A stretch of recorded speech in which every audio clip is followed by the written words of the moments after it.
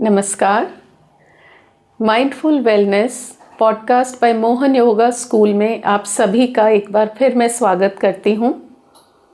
दिवाली की फेस्टिविटीज़ के बाद आज फिर हम लोग यहाँ उपस्थित हुए हैं और क्योंकि दिवाली में हम लोगों ने एंजॉय बहुत किया है, खाना पीना, रिश्तेदारों से मित्रों से मिलना, साथ ही दियों के साथ साथ पटाखे भी बहुत चलाए हैं और उस वजह से और कुछ और कारणों की वजह से भी इस समय पॉल्यूशन काफ़ी हद तक बढ़ गया है। एयर क्वालिटी थोड़ी ख़राब चल रही है हमारे एनसीआर रीजन में।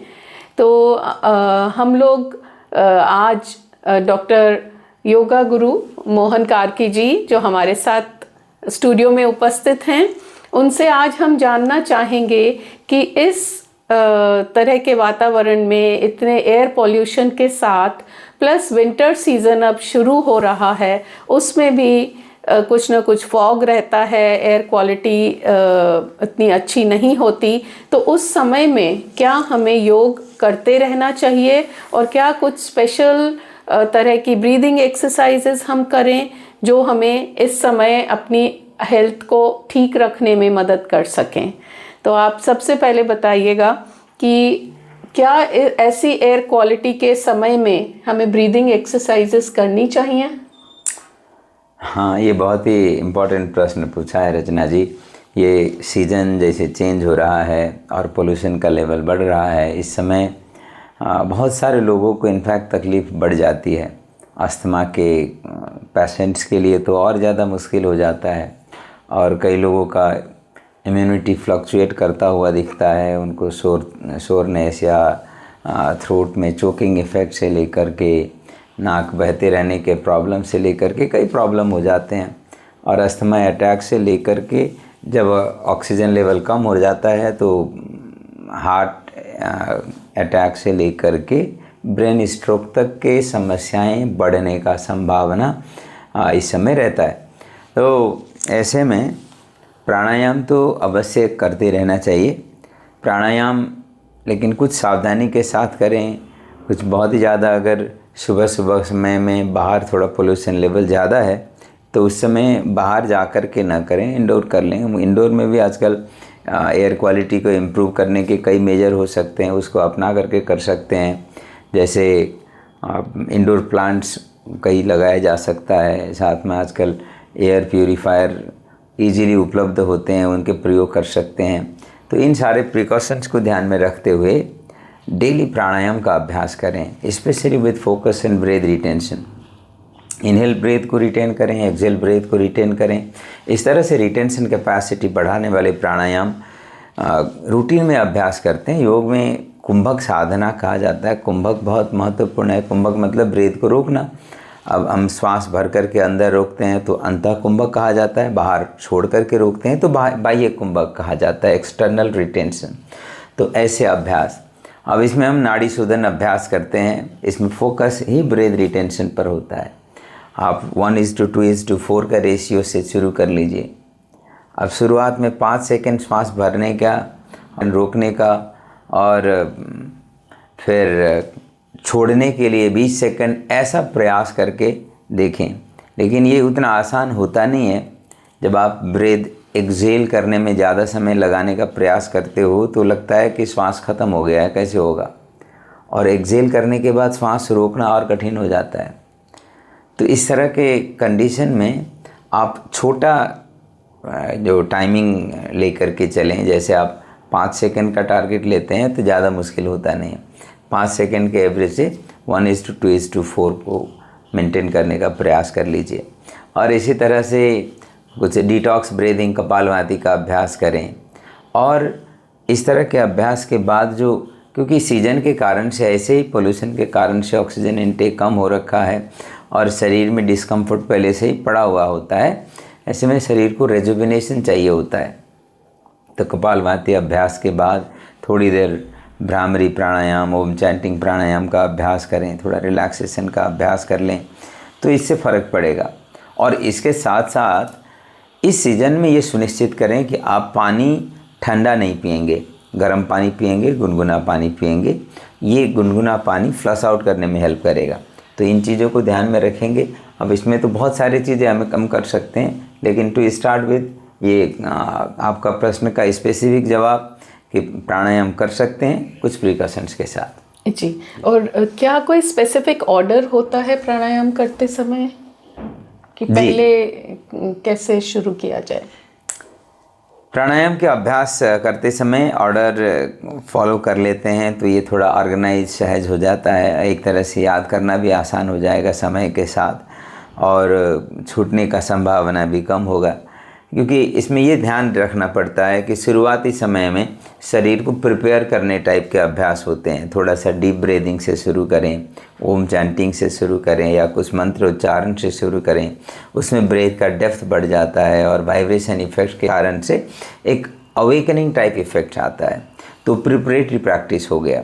उसके बाद फिर रिटेंशन की प्रैक्टिस शुरू कर सकते हैं। हम योग में नाड़ी शोधन कहते हैं, या इवन भस्त्रिका का अभ्यास भी बहुत यूज़फुल हो सकता है। इसमें डीपर और स्मूथ ब्रेथ के साथ भस्त्रिका करें। तो इसके बाद फिर डिटॉक्स ब्रीदिंग करेंगे। डिटॉक्स ब्रीदिंग में थकान आता है कुछ समय के बाद, उस थकान को रिलीज़ करने के लिए फिर रिलैक्सेशन सेंट्रिक प्रैक्टिस करते हुए समापन करते हैं। तो फिर रचना जी ये हेल्प होलसम रहता है जी। और क्या कुछ स्पेसिफिक आसन भी हैं जो हम अपनी लंग्स की हेल्थ इम्प्रूव करने के लिए कर सकते हैं? हाँ बिल्कुल।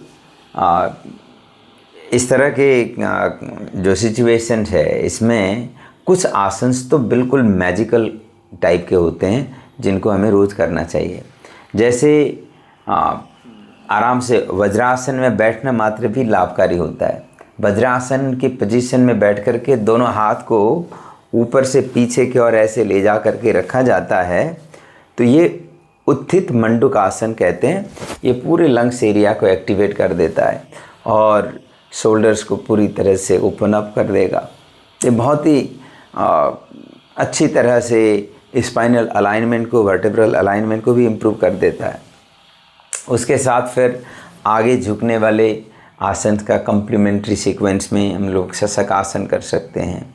इसी तरह से आर्ध मत्स्येंद्र आसन, या कई लोग नहीं कर पाते हैं तो वक्र आसन का अभ्यास कर सकते हैं, जो बहुत आसान है। एक पैर को मोड़ करके दूसरे पैर के ऊपर से क्रॉस करके अपोजिट साइड रखते हैं और उसको अपोजिट हाथ से पकड़ करके पेट पर दबाव पैदा करते हैं। फिर पीछे की ओर मोड़ करके देखते हुए स्पाइनल ट्विस्टिंग के साथ, लंग्स ओपनिंग के साथ, एब्डोमिनल कंट्रैक्शन के साथ फिर लंबे समय तक श्वास के प्रवाह को ऑब्जर्व करते हैं। तो ये अभ्यास इनिशियल स्टेज में वक्रासन, जिसमें पैर सीधे रख करके करते हैं, और थोड़ा एक लेवल होने के बाद आर्ध मत्स्येंद्र आसन, और उसमें भी लेवल और इम्प्रूव हो जाए, वज़न ज़्यादा नहीं है, पतले हैं, फ्लेक्सिबिलिटी ठीक है, तो पूर्ण मत्स्येंद्र आसन भी कर सकते हैं। तो ये आसन हो सकता है। और बहुत सारे आसन की ज़रूरत नहीं है, ऐसे 2-3 आसन रूटीन में कर लें तो भी अच्छा लाभ मिलेगा। जी जी। जैसे चेस्ट ओपनिंग आप करवाते हैं आपके कुछ वर्कशॉप्स में, मैंने देखा है, एंड कॉन्ट्रैक्शन शायद उससे भी लंग्स इम्प्रूव होते हैं, उष्ट्रासन से भी इम्प्रूव होते हैं। बट जैसा आपने बताया कि बहुत लंबा चौड़ा रूटीन ना बनाकर 3-4 आसनों को अगर रेगुलर किया जाए प्राणायाम के साथ कंबाइन करके, तो उससे फ़ायदा होगा सर। जी बिल्कुल, क्योंकि कई बार बहुत लंबा सीक्वेंस अगर हम दे देते हैं ना, लोगों को याद करना ही मुश्किल हो जाता है। टाइम का भी एक कंस्ट्रेंट होता है, इसीलिए पूरा नहीं कर पाते हैं। इसीलिए एक लिमिटेड प्रिसाइज स्पेसिफिक आसन का सीक्वेंस करें, 2-4 आसन और कुछ 2-4 प्राणायाम हो जाए तो भी घर में बैठ कर के होम प्रैक्टिस के लिए तो इनाफ हो जाता है। जी, आप जैसे कुछ लोग एस्थमेटिक होते हैं और इस मौसम में उनको ज़्यादा तकलीफ़ होती है, उनकी प्रॉब्लम बढ़ जाती है, तो उनके लिए आप क्या सजेस्ट करेंगे? जो लोग अस्थमैटिक पेशेंट है उनको एक तो रात को सोने से पहले दूध में हल्दी उबाल करके पी करके सो जाएं। सुबह उठ करके अदरक, काली मिर्च, लौंग, तुलसी पत्ता, इस टाइप की चीज़ें एंटीऑक्सीडेंट रिच होते हैं, इनको उबाल लें। सब मिक्स करके एक साथ भी उबाल सकते हैं, एक टाइम में एक ही चीज़ भी ले सकते हैं। तो उबाल लें और उसके बाद ग्लास में थोड़ा सा नींबू का रस मिला करके उस गर्म पानी को डाल दें। हल्का सा टेम्परेचर कम हो जाए, उसमें थोड़ा शहद भी मिला करके रूटीन में ले लें। ये एक तरह से कंप्लीट टॉनिक की तरह काम करेगा। और रात को हल्दी वाला दूध, सुबह इस प्रकार का एक तरह से ग्रीन टी मान लो, या अब काढ़ा शब्द प्रयोग करते हैं हम लोग तो ऐसे, तो इसका प्रयोग रूटीन में कर लें तो अस्थमा के पेशेंट को अस्थमा अटैक होने का संभावना ड्रास्टिकली कम हो जाएगा। और साथ में जो प्राणायाम मैंने कहा है उसको रूटीन में करें, अस्थमा कुछ समय में ही ओवरकम हो जाता है। जी, ये तो बहुत अच्छा आपने टिप दे दिया। और क्या ये काढ़ा आप सभी को रेकमेंड करते हैं, न कि सिर्फ एस्थमेटिक पेशेंट्स, आम लोग भी किसी तरह का काढ़ा ले सकते हैं?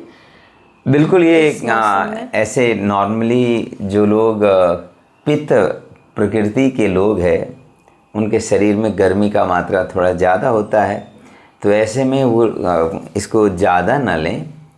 जिनको ज़्यादा गर्मी लगती है दिन में एक ही बार ले लें। जिनको अस्थमा का प्रॉब्लम है और जिनका शरीर कफ प्रधान है, ऐसे लोग तो एक बार ना हो करके दिन में 2-3 बार भी ले सकते हैं।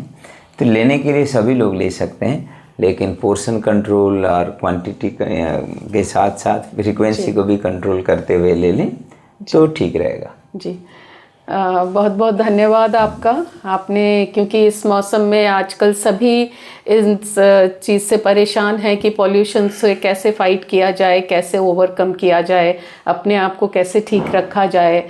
बाहर निकलने में थोड़ा घबरा रहे हैं लोग, तो ये सब जो आपने बताए हैं उपाय, ब्रीदिंग एक्सरसाइजेस, काढ़ा पीना, गर्म पानी का सेवन करना, और कोशिश करना कि धूप में या खुली हवा जब हो, बस वहाँ पर अगर बाहर करना पड़े तो ऐसे मौसम में जब साफ़ हवा हो तभी बाहर योग प्राणायाम करें। अदरवाइज़ घर के अंदर वैसा फेवरेबल एटमॉस्फेयर बनाकर और तब करें तो आपको डेफिनेटली बहुत फ़ायदा होगा। तो मैं यहीं पर विराम लेना चाहूँगी और आप सबसे विनती है कि हमारे चैनल को सब्सक्राइब करें, कमेंट्स छोड़ें, जिससे कि हम आपके मन में जो भी और शंकाएं हैं उनको आगे के कार्यक्रम में दूर कर सकें। तब तक के लिए आपका डॉक्टर साहब बहुत बहुत धन्यवाद। धन्यवाद Rachna ji for hosting a wonderful session specially in this season. आप सब इसको फॉलो करें और लाभ प्राप्त करें। आपके परिवार में अगर किसी को इस तरह की समस्या हो तो उनको ज़रूर ये फॉलो कराइएगा। धन्यवाद। नमस्कार।